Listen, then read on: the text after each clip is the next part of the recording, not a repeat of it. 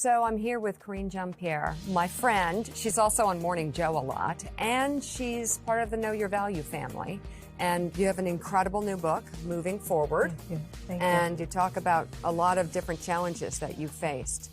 But let's back up a little bit. I mean, you're pretty impressive. Teaching at Columbia, working at MSNBC, you worked on multiple presidential campaigns. You've really built yourself into an impressive professional. Do you always feel that way? Do you feel good about yourself? It's so funny. Not really. Sometimes I have to constantly remind myself of all the things that I've accomplished because you can't easily get lost. And I have to tell you, friends and family have to remind me all the time. Hey, don't forget, like you were in the White House, you worked for Obama, you used to be on Air Force One, like you've done all these wonderful, cool things where you're just kind of like, do I belong here? Am I supposed to be here? Which is one of the reasons I wrote this book, to really share my story and let everybody know that I had a really zigzag way of getting into politics. I had up and downs, but I made it through. And so, but yeah, I still suffer through like the imposter syndrome. Like, do I belong here? Right.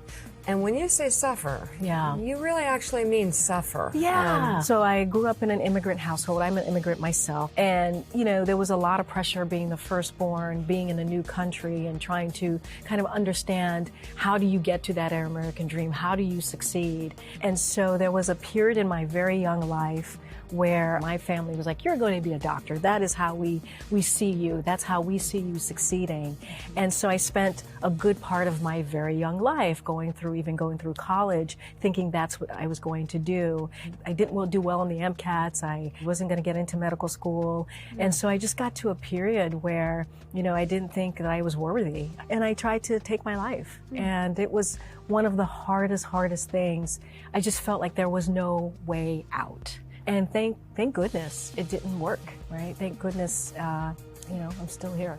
So how do you get from that point, the ultimate rock bottom, to being in a place in your life where you not only know your value, but you're like exercising the tenets of the message in real time? Yeah, it took a lot of growth because one thing that I didn't do, which I will suggest to people, if you are having this type of problem where you feel like you're alone and there's no way to move forward, go seek help. I didn't do that. So I really had to look deep inside of myself and build myself. And I decided, okay, well, you know what? No medical school, I'm going to go to grad school. Right. And I got into Columbia University. I went to grad school. Not bad. Not bad.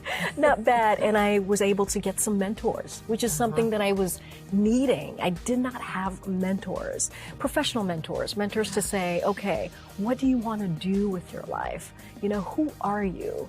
And that actually pulled me out, you know, and into the person that I am today. Yeah.